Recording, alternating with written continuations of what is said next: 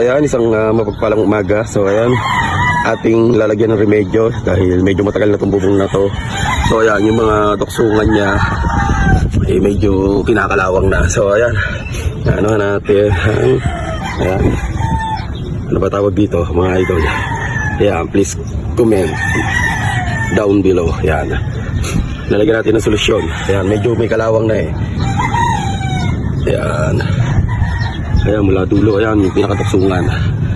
Ano na po to, bali 5 years. Ayan.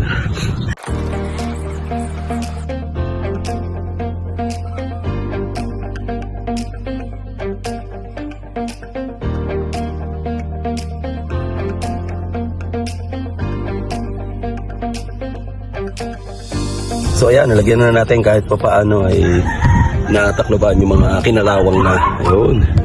Ayun o. Natakloban na yung medyo may mga kalawang. Ayun o.